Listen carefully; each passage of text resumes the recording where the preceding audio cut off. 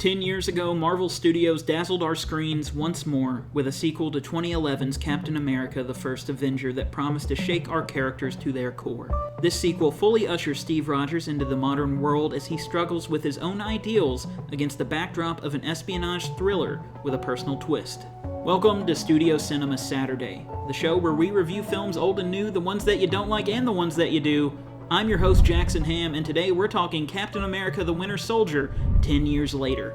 Directed by Joe and Anthony Russo, starring Chris Evans as Steve Rogers' Captain America, Scarlett Johansson as Natasha Romanoff, the Black Widow, Anthony Mackie as Sam Wilson, the Falcon, Sebastian Stan as Bucky Barnes, the Winter Soldier, Robert Redford as Alexander Pierce, and Samuel L. Jackson as Nick Fury.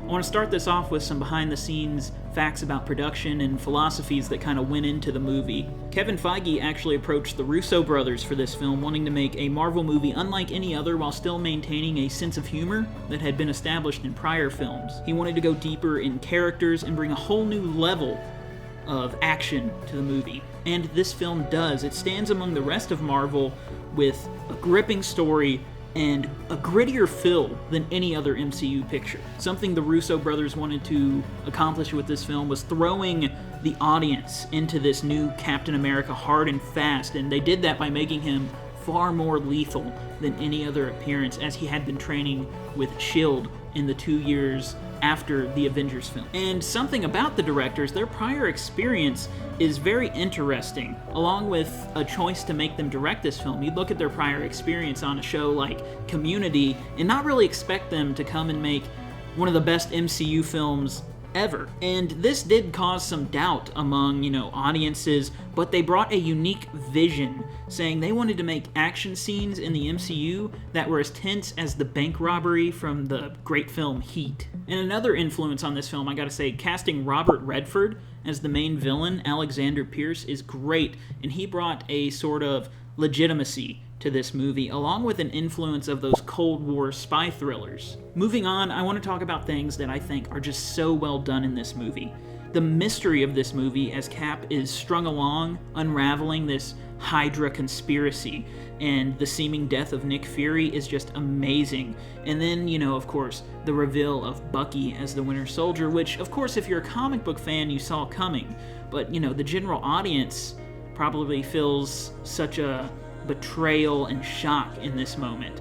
And I gotta say, the world domination scheme from the villains in this movie is eerie, as it calls to modern day government corruption and conspiracy, referencing Operation Paperclip from the 40s, and that is how Hydra eventually gave rise to itself once again within S.H.I.E.L.D., and kind of drawing references to things such as the Patriot Act and government surveillance with Project Insight. I think it grounds the movie and gives it a sort of eerie feel of this could happen within this heightened reality, as similar things have happened in our own reality.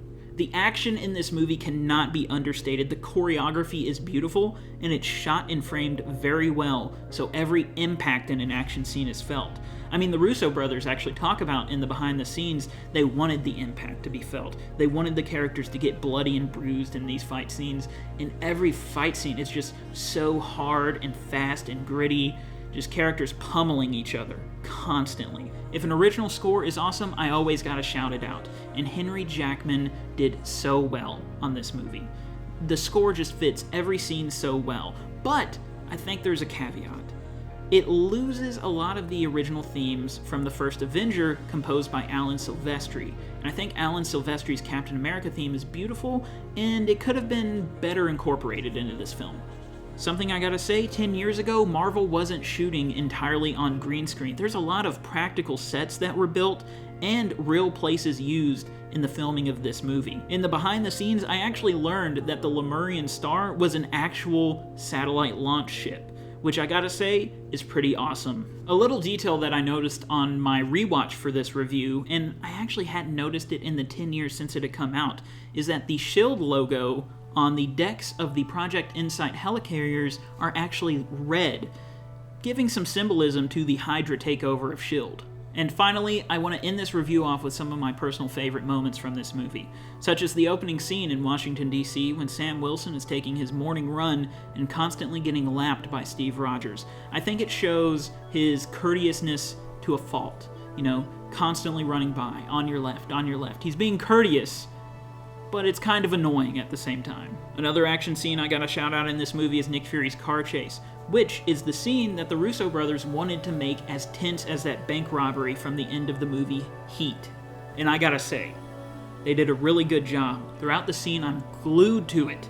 And then the Winter Soldier's first appearance, just being so mysterious and deadly, I gotta love it. Moving on from that, we gotta talk about the highway fight scene, when the Winter Soldier and Captain America finally get to square off mano-a-mano. It is an amazing fight scene from start to finish, and the music in it just gets your blood pumping. This last moment I gotta talk about now is a moment of symbolism. After the day is saved, Bucky drags Captain America from the Potomac, beaten and bloodied in his Stars and Stripes suit, through mud. I think this is sort of representing what happened to the country in the years that Captain America was frozen. We were drugged through the mud. We got our hands a little too dirty sometimes. And now that Captain America has saved the day, he's got to get drugged through the mud one last time before freedom is fully restored. Ending off this review, we got to ask, Captain America the Winter Soldier 10 years later, is it still good? I'd say I'd give it the same rating I would give it 10 years ago, a 9 out of 10. I think it's one of the best, if not the best, MCU movies. And this film still resonates with me today, if not more, with some of the themes contained with it. I've been Jackson Hamm. This is Studio Cinema Saturday. There's all kinds of other episodes of Studio Cinema Saturday as well, such as Planet of the Apes from 1968, Alien, Civil War. We're even going to be talking about Kingdom of the Planet of the Apes. We also have our sister show, Television Tuesday, where we talk about all the greatest TV shows, such as Invincible, X-Men 97, House of the Dragon. I gotta say, there's plenty more content for you, and thanks for watching.